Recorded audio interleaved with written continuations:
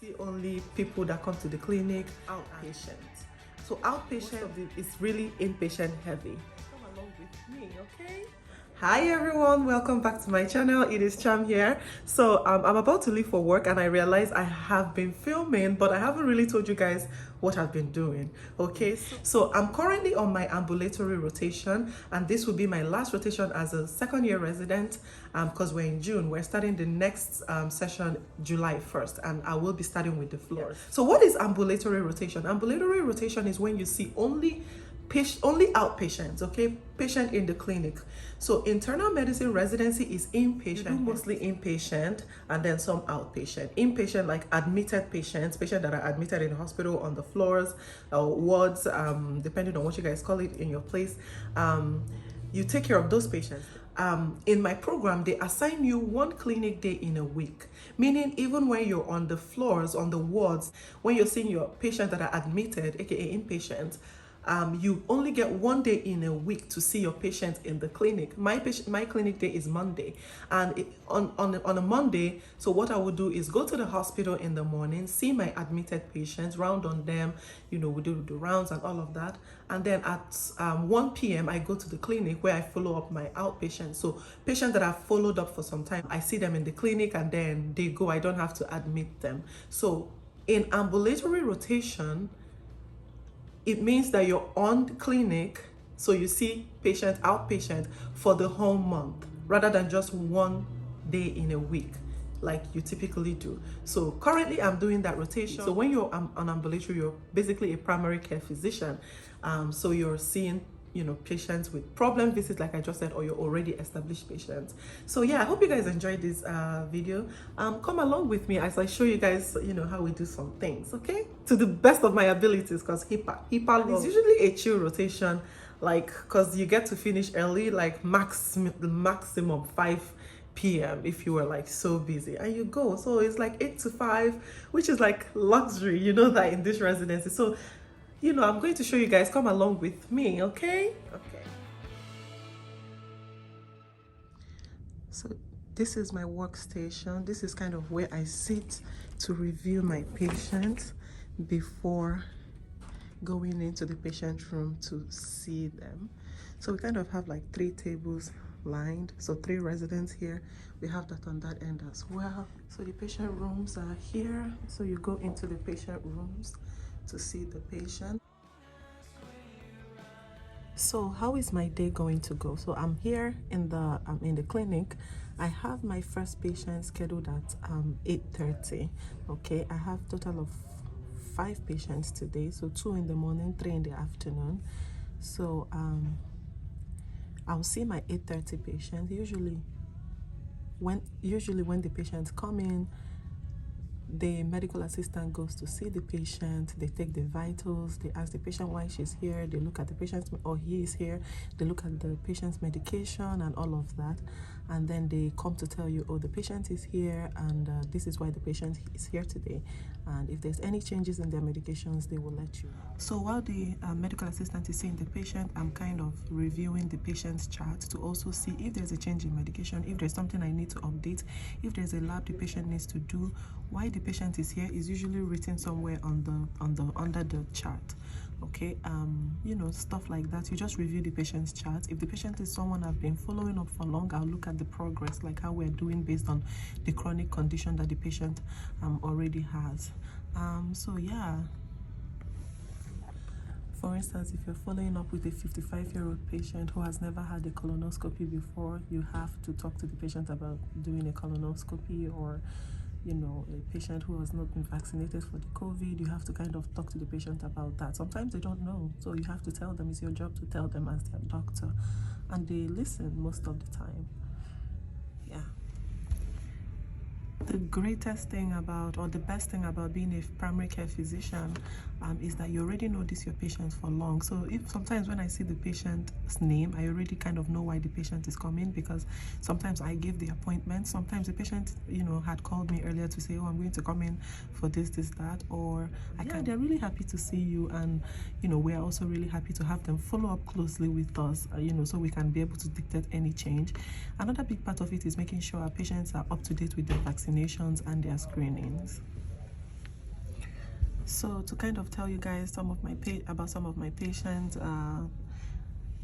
so I have one patient who I've been following up for diabetes. That is very common. I have to check up on the patient's A1C and all of that. The second patient is actually a young guy who I've been following up for depression and sometimes joint pain. Has this chronic knee pain for some reason, but he's going to come today. Then another patient, a woman that is kind of, I've only seen her 3 times. Today will be the 3rd visit, but I referred her to a specialist for a malignancy that was newly discovered. Then this patient is, sometimes you have non-compliant patients. So this last patient that I have here is a diabetic and a hypertensive and a vasculopath, even has this ulcer but would never follow up, okay, and would never like be compliant with anything. But one thing the patient is compliant with is coming to see the PCP. Compliant with that, and then when you talk to the patient is like, oh, I'll do it, and then you look at the lab and you realize the patient is not doing it. That patient doesn't even really take their medications, and we have to follow up with them closely to make sure that nothing serious happens. We just have to keep trying until one day. Yeah. So first we're having breakfast. Look at all of that. Now do not tell me I'm fat the next time you see me, okay? Because this is the reason why. My plate, it has the banana bread, has the donut, olive, and this pastry. I don't know the name. One of us made the banana bread, Dr. Vivo. But if you want,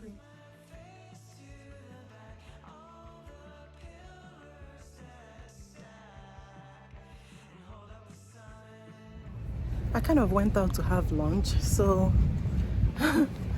to have additional lunch. So I am done seeing my patient for today. So I feel like, you know, giving you guys an idea of the kind of patient we see and the things that we do. So I'm going to find a calm place to kind of sit down and let you guys know. So I couldn't film this video at work because I got caught up with something else. I decided to do a voiceover because I realized that this sit down video I did at home was just too long and I don't want to waste you guys' time. So basically, the types of patients you see depends on the patient demographic in your location of practice and also the socioeconomic status of the people in that location.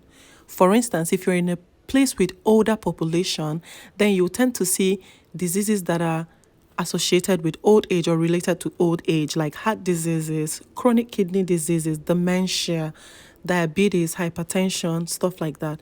If you're in a place with younger people, like if you're in a college town, you'll see more acute diseases like UTI, you know, STDs, migraine, you know, sometimes congenital problems, meaning problems that they were already born with, genetic problems. You also tend to see depression, addiction. Again, you can see all of this across all ages. I'm just giving an example, and the ages that they are more common in. If you're in a population, if you're in a place with a mixture of both, then you tend to see a mix of everything. Then, if you are in a place where, like in a population with high socioeconomic status, people are more educated and they're high income earners, they tend to be more informed about their health and they tend to have better insurances, and so they tend to follow up with physicians, get their medications filled and all of that. Whereas if you're in a place where, like in an area of low socioeconomic status, then you tend to deal with patients that may not have insurance at all or in the government funded insurance like the Medicaid. And unfortunately, in those patients, you may also have to deal with social issues like homelessness and all of that. So that's that for that. Then 3 types of patients will walk into your office every day, regardless of where you are. Number 1 are those patients that are here to establish care. Okay, they are there to see you, to kind of establish care with you, because everyone needs a PCP. They may not have any problems, but you would have to follow up with their vaccinations, their screenings, and all of that. In that first visit, you have to take an extensive history and examine them properly. Sometimes they do have issues as well, which you would find out after you take their history. But because everyone needs a PCP, regardless of whether or not you have any issues. Like for instance, if you do develop an issue and you will need referrals, for instance, you will need your primary care to refer you. So that's that group of patients. The second patients are the patients we call the problem visit, what we call the problem visit. So for instance, patients that you've already been following up for a while for something else, but that particular visit is for a problem that may or may not be related to their disease. For instance, a diabetic patient coming to you for a headache. So you just basically treat the headache and they go.